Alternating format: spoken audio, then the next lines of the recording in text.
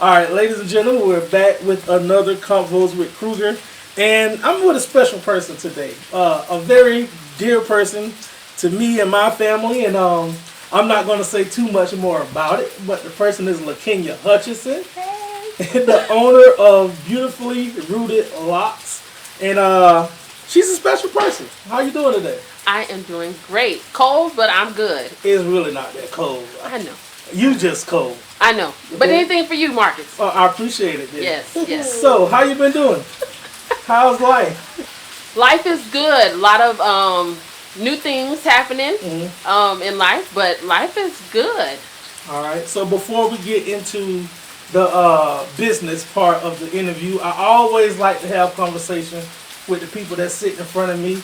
And this is something that I say I want to start doing. I just want to take time and breathe and enjoy this moment. Okay. Because, we ain't going to get this moment back. Right. And even though it's something that, we're doing, I think it's always important to seize the moment. So I'm going to just take a second and breathe this air and feel good about it. All right. Now we can move forward. So tell me a little bit about Lakennya Hutchinson. Who is Lakennya Hutchinson? So by profession, I am a nurse practitioner. I have been nursing since 2006, so I think that's maybe 12, 13 years now that I've been doing nursing. Absolutely love it. I have children. I have a husband. And recently I've taken on to doing a new business venture, which I would have never expected or have never honestly desired to do a solo business, but that's just kind of where my path is going now in life. Mm-hmm. So that's my profession. You gave me a little bit of personal. What's some motivating factors for you in life? Motivating factors. So growing up, having work ethic was always put in me. My dad had a barbecue restaurant, and since we were babies, he taught us how to wait on people, taught us how to use the cash register, count money, serve people. So that has always been in my history of just serving people and being in a business, family-owned business. So what really motivated me, I think, is just what he drilled in me. At the time, I felt like it was strict, but over time, as I grew up, I think I truly understood what he was doing, which was making me just a better person, a hard worker, a person that's committed to whatever they put their mind to. So I think, honestly, what motivated me, honestly, is how he raised me, which was just consistent, strict. Not that it wasn't horrible, but as a kid, you think stuff is strict. But it was just consistent and helped me to understand, the importance of, being consistent and working hard. At what age do you think that was when you said, okay, I understand what he's doing? You know what? I didn't understand. So it never clicked until maybe, I would say maybe now in my adulthood. So my father has passed. It's been 3 years, I think, 3 years since he's passed. But now as an adult, I sit back and reflect on how I was brought up. What I thought was bad end up being something great for my life. Just looking back helps me to kind of appreciate or be grateful for how he brought me up, even though maybe at the time I didn't like it. Mm-hmm. So, being a black-owned business and growing up in that, do you see like that? How do you see today's economy with black-owned business compared to when you were coming up? So in my town, when we were coming up, because he did a barbecue restaurant, there were maybe only 2 black-owned restaurants that did barbecue. We received a lot of support from, it was primarily non-black customers. So we were really close to the Air Force base, and my father was an ex-military. So we would have the Air Force, the military. A lot of people supported our business.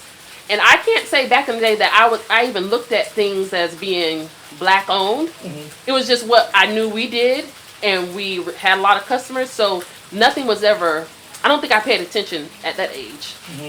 What was one of those moments that you was just like, I don't know why I got to do this, or was there any one of those moments that you really just dreaded it? I think I dreaded it a lot. So I think I focused so much on what I didn't like that I don't. At that age, I wasn't like thinking about what good could come out of this. I was just like, why I can't go to parties like my friends? Why I can't spend a night at their house? We always got to go to a festival. We got to cater. I never really. I think I always dreaded it. Like especially when I was old enough. I would say maybe 4th, 5th grade. That's when I was like, oh, we got to do this again. So as a kid, I don't think I ever loved it. All right, so when did your love, what made the nursing just stick out for you? So I had an older sister, and she wanted to be a pediatrician. So I was like, okay, I'm going to do it too. So anytime she changed her desire to be something, I was like, okay, I'll do it too. Eventually, she kept changing so much, I was like, let me just stick to one thing. And so I stuck to being a doctor. When I came to the University of Florida, I did a volunteer on a neonatal intensive care unit as like a cuddler. And while I was there, the doctors came real quick and they left. And I asked them, I'm like, who are they? And she's like, oh, those are the doctors. I'm like, oh, they don't stay? She's like, oh, no, they don't stay in here with us. They just come do their thing and leave. So I was like, oh, no, I don't want to be no doctor. I want to be able to be in here all the time. So at that moment, I went and changed my major to nursing.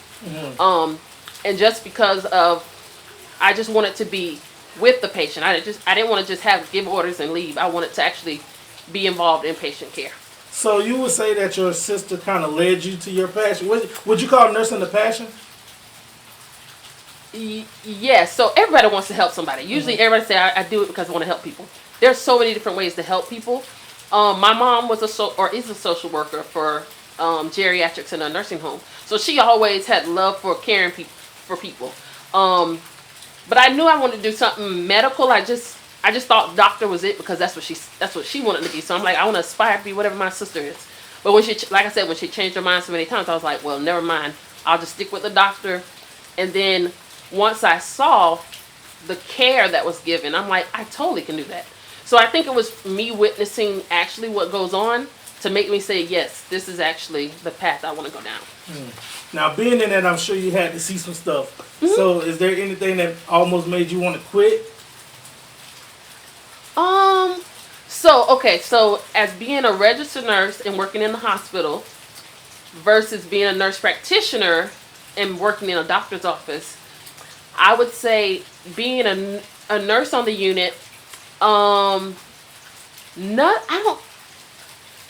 were days where, you would lose a patient and it's a child, that was difficult, but it never made me say, I can't come back to this.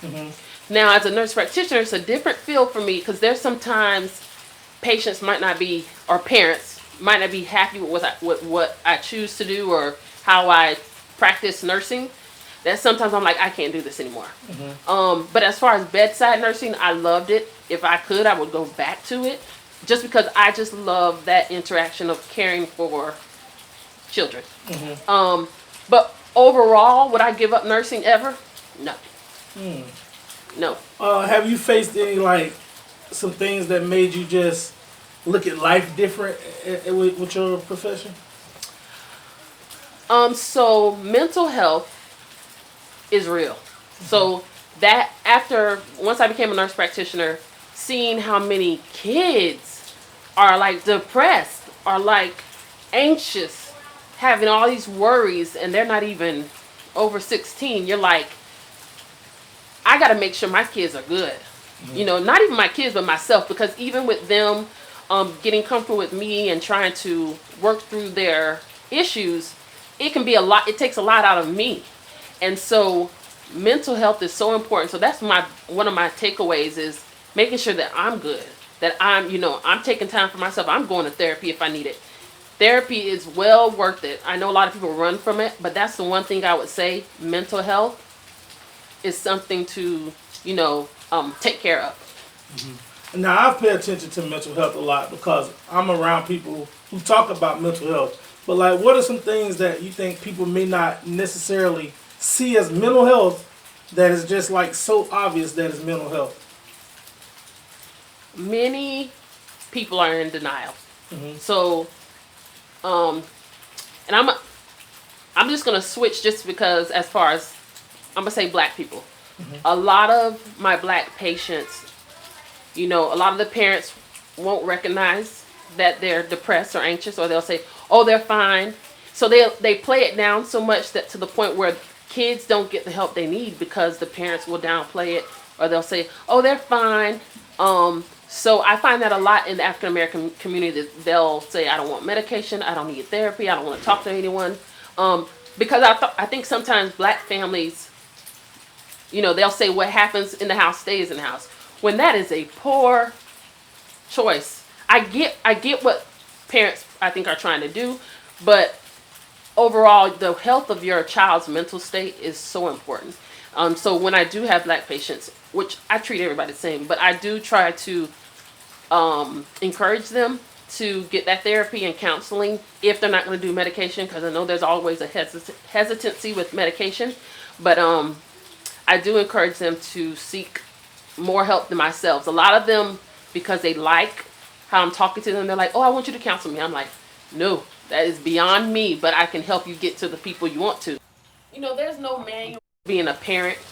A lot of us winging it, doing the best we can. I think some people don't see that they just need to stop and talk to their children. Mm-hmm. Like, get rid of the "I'm your mama. You do what I say, not what you see." Like, I think people need to sit down and do just what we're doing. Have a conversation. Open up to your child. Tell them something maybe you experienced so that they feel like, I'm not alone in this. Or maybe they can understand, maybe this is why I'm feeling the way I feel.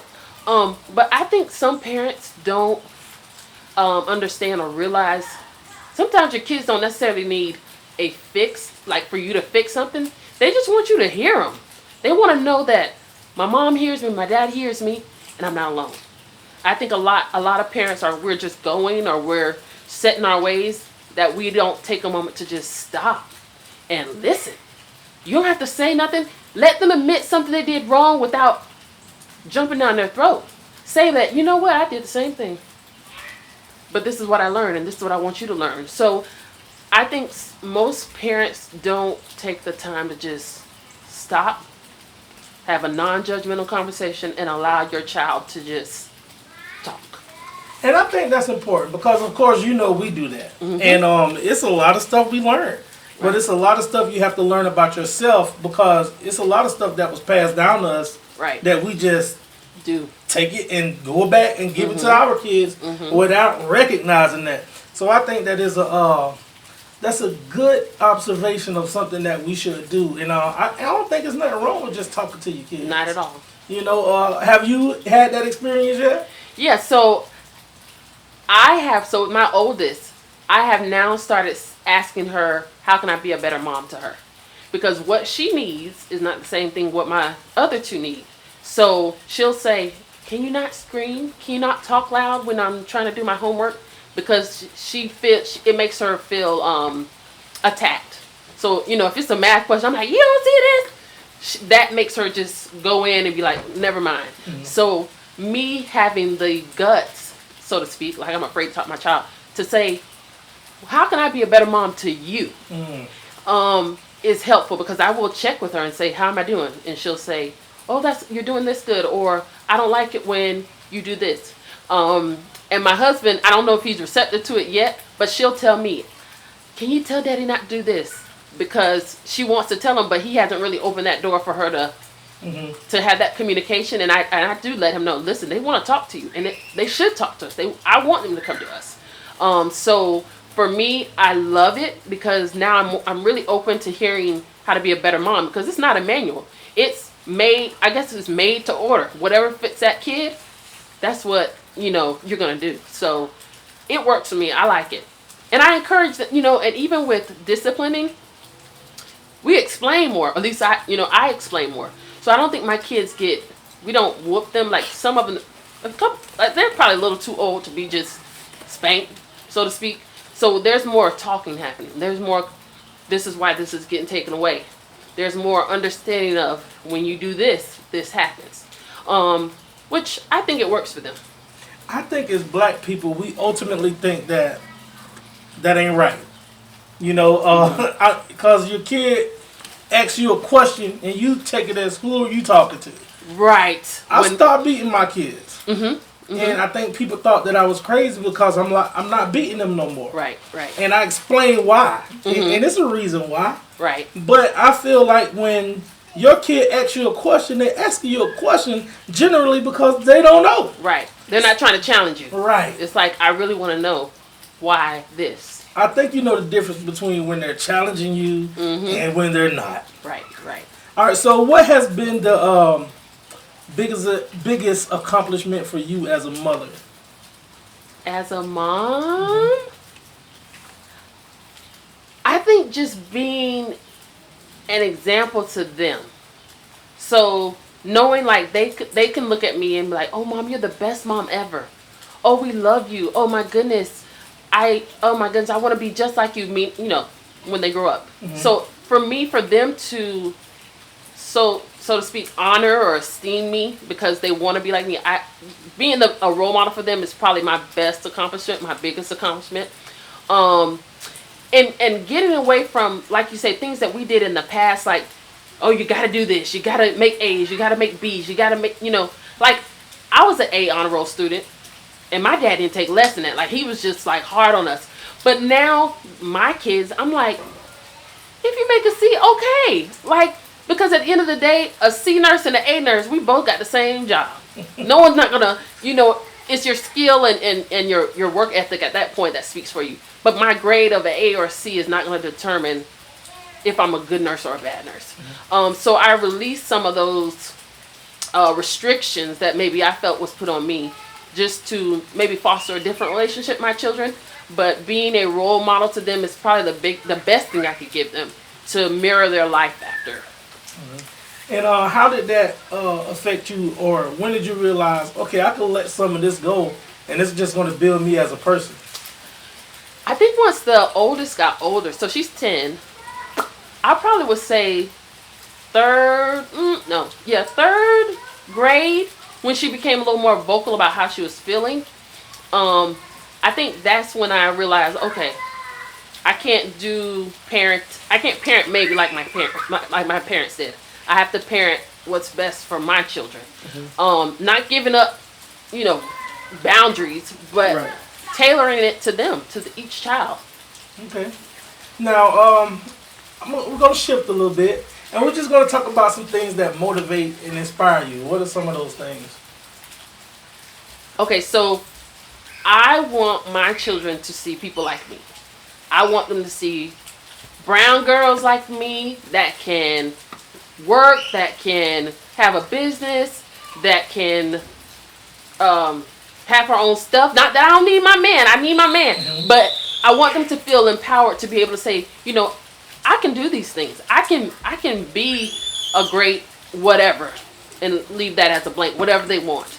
But I want them to see the positive and the beauty of the black woman. Now, speaking of black woman, you put emphasis on, I need my man. Why so much emphasis there? Okay, so I gotta share this. Maybe a couple of weeks ago, maybe a month ago, I thought about the term or being a strong black woman. I didn't coin myself with that. That's something I feel people call me or refer to me as because of what I look like on the outside. I always got it together. My kids are in line. My house is in line. If something ain't getting done, I can make it happen. I felt like that was something I was forced to be, a strong black woman. But by choice, by nature, I want my husband. I want my man. I need help with these kids. I don't want to be, I don't want to go shopping by myself. I ain't going to clean this house by myself. I need you. I don't want to make a decision by myself. So, not that strong black woman is a bad term. I just felt for me, it meant like, I'm so strong I don't need a man. But I wanted to make sure my man knew, I need you. And I didn't want to, and I think the way I come off because of how I was raised, like, you don't, things are in place, in order. you know, you just get it all together no matter what. I think that bringing that into a marriage can make someone feel like they're not needed. Even though I didn't really say that, but my actions put that, you know, give off that sense. So recently I've been able to stop and say, no, I need you. I can't be as strong as I can without a man that loves me. So I've expressed that to him. And I think a lot of black women may feel the exact same way I do, but may have not realized yet we need our men. You know, some men aren't there for whatever reason. I have mine. But even with him being here, he felt unneeded or unwanted. So I had to take a moment and say, what can I do to make sure he knows I need him? There's some stuff like I could put a bed together. I absolutely can. But do I have to? No. I can let him do it. Be like, oh, you did a good job, babe. So, and I'm okay with that. Pat him on the back. Yes, good job. I can mow the lawn. He don't like doing lawn work, so I love to do lawn work. We had to lay mulch around our house, and he was like, thank you for helping me, because I couldn't have done that without you. I was grateful for that. He realized she liked doing it, but she helped me, and I'm grateful. And so when I need something, I can tell him, hey, can you go pick up dinner? Can you do dinner tonight? Can you just pick up pizza? I can say that now because I've released myself of the strong black woman. Yes, I'm a strong black woman, but I'm a strong black woman that needs a strong black man to love her. So that's how I can embrace it still, but knowing that just because I'm stronger doesn't mean I lack the need of somebody in my life. That's enlightening.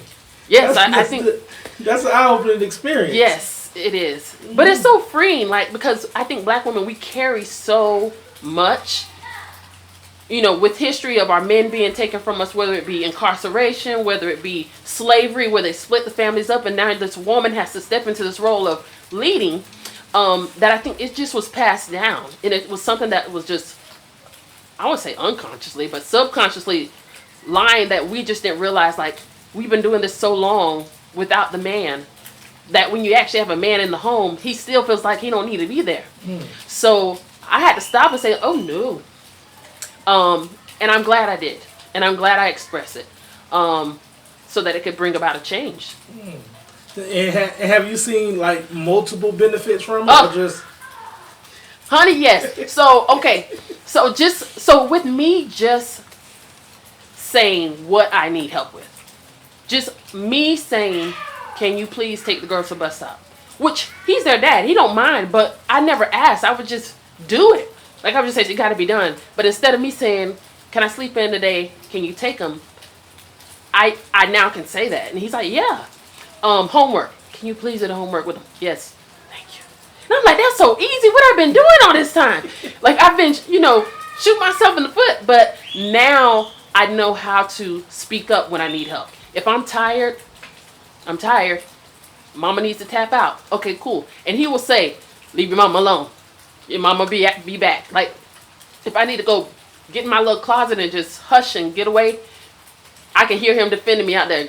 Nope, she'll come back when she's ready. And I appreciate that. But that would never have happened if I didn't stop and say, I actually need you. And to express what I need.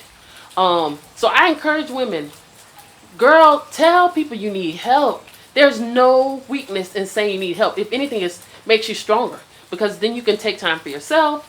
You don't have to do everything by yourself. So I just encourage women, just say what you need. And men, ask them. It may take a while, but once they realize it, I guarantee it will work wonders. That's interesting. I like that. And thank you for sharing that, first of all, because I think sometimes it is hard for us to be vulnerable. And when I mean us as black people, it's hard for us to be vulnerable with each other without any, you know. So I'm glad that happened for you, and I'm glad that things are working in your favor. Yes. So let's get into Beautifully Rooted Locs. Tell me who, what, when, where, how this all came about. Okay, so by nature, God gave me 3 girls. Okay, God gave me 3 girls. I hope I was gonna get a boy up in there. I didn't get one. So that left me in the hands of hair. So I had to do hair. Didn't necessarily like to do it. My mom knew how to braid, so I actually had to learn how to braid on my children's hair. I kind of stumbled upon locks. I initially started with just traditional locks. Didn't really like those, so then I got sister locks. And after I got sister locks, I was like, oh man, this is really it. And so I asked my girls, I'm like, hey, y'all want locks like mommy? You know, because that's the whole role model. My hair is like my mom's hair. We're beautiful. We're great just the way we are. So then I did their locks. And then after that, I stumbled upon the sister lock class because, you know, you can basically learn how to do sister locks. And once I went to the class, kind of that was the start of everything. And I went to that class in March of this year, 2020. And I started doing hair maybe, I would say April, May. I feel like it. And ever since then, it's been growing and booming, and I'm really excited about it. Was it something you just like, did you ever feel nervous about it? Like, nah. Was there any apprehension? That's what I'm asking. So, okay, yes, there was. So the first apprehension was, can I do this in other people's hair and they would like it? Mm-hmm. So I was just skeptical because I'm like, I'm not a beautician. I didn't go to cosmetology school. You know, I just was fearful that I wouldn't get clients. I was just like, it ain't gonna work. I mean, I'll just do my kids' hair and let that be it. So that was my first apprehension. The other was if I could do this always and quit my profession, so to speak, and just do hair. So in the beginning, I was like, no, I can't. Now I'm fully confident. I don't know when I'm going to do it. I'm giving myself some time, but I'm hoping to be able to transition to that being the only thing that I do is hair. How did you overcome your apprehension? So the response. So once I did maybe my fourth install, it was on a little girl. Her pictures on Facebook just blew up. I think I got 3 new clients after doing her hair, and then, so to speak, it just trickled after that. So that's kind of what got me excited, was because the response I got from people. Mm-hmm. So that really let me know, like, girl, you can do this. Have you had any setbacks so far? So if you want to call it a setback, I don't think it's a setback. No. But so I am capped out for the year, meaning like I can't take on any more clients because of my schedule. So I still have to work a 8 to 5 job Monday through Friday, and then my weekends are pretty much filled or booked, so to speak, for the rest of 2020. So that's not necessarily a setback. Mm-hmm. It's a good thing. I'm just happy. I'm just very shocked, so to speak. So I guess, I don't know, I don't want to speak for you. So what's been your biggest accomplishment? So I would say the biggest accomplishment is the amount of clients I have. Mm-hmm. So I'm very happy about that, considering I still work full time. I would say another accomplishment, just with sister locks or locks in general, you know, the length of hair can be daunting on putting the hair or installing the locks. So I've had a client with very long hair. I successfully installed them. They were gorgeous. And even after her, like I said, I get more clients. So that was one of my biggest accomplishments because her hair was long. But in general, just having the number of clients that I do is such a blessing for me to be doing it just on the side right now. Okay. And how did you come up with the name? Where did the name come from? So I have probably a list of 40 names. Mm-hmm. And I had stuck with one name, and I was like, it just doesn't feel right. And then my cousin was like, just say Beautifully Rooted Locks. I'm like, yes. It just felt good because I kept throwing off names, and I was like, it's not hitting. It's not hitting. And once she said that, I'm like, that's it. And that's where it started with the name. Now, I'm going to tell you like this. You ever heard of Gainesville Word of Mouth Black Edition? Yes. Someone asked, is there anyone in Gainesville that did sister locks? Right. And before I could put your name in, it was already in there. Did you know that? I don't know if you, I thought you were the first one. Mm-hmm. Because somebody came behind you and said, I think her books are closed or something. Mm-hmm. But were you the first one? I don't know I don't think I was the first one. But I was so shocked. I was just, and that's what blew my mind. That's what let me know, like, girl, you can do this. Mm-hmm. Like, I remember when I went to the Sister Lock training class, they were saying like nobody's your client. Like there's plenty of people to go around. Like so, don't feel like you have to be territorial. Like do people's hair if they're just coming in to let you do it because their other person is out or something. Just do it. Provide the service, but don't get territorial over people because there are plenty of people to go around. And I even went looking at that post and I saw other people that actually did sister locks. I was like, goodness, I didn't realize there were more people in Gainesville that actually did it, which is fine.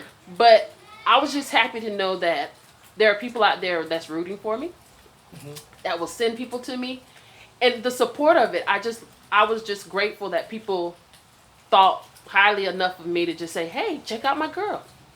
So I appreciate that. All right. So before we get out of here, I always like to ask people if there's any motivational words that you could pass along or any quote that you live by, something that you could put out there that may reside with someone.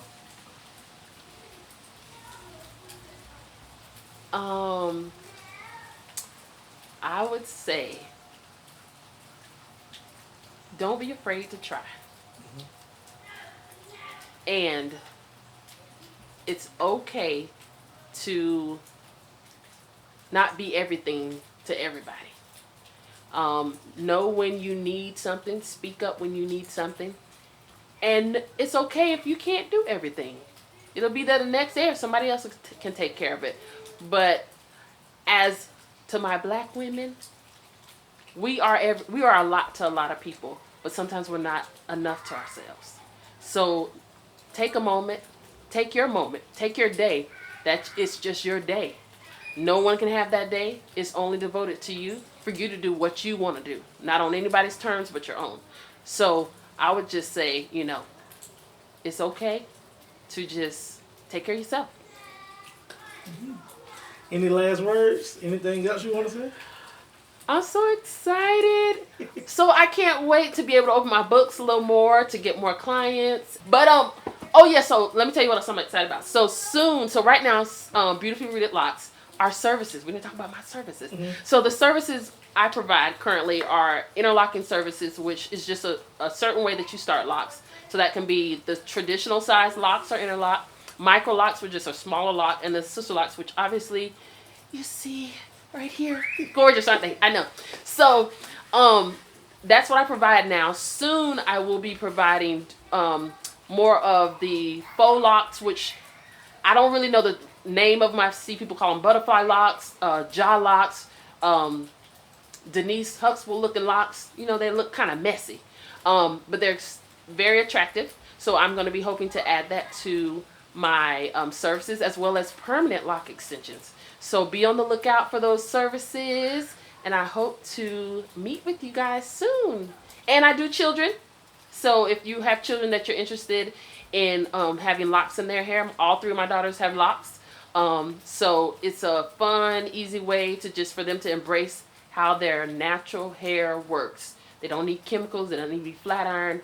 It can just act in its normal state in a lock state, which is great and fun and creative. So, yes. All right. How can people get in contact with you? So, if you want to get in contact with me, you can look me up on Facebook at Beautifully Rooted Locs. That's LOCS.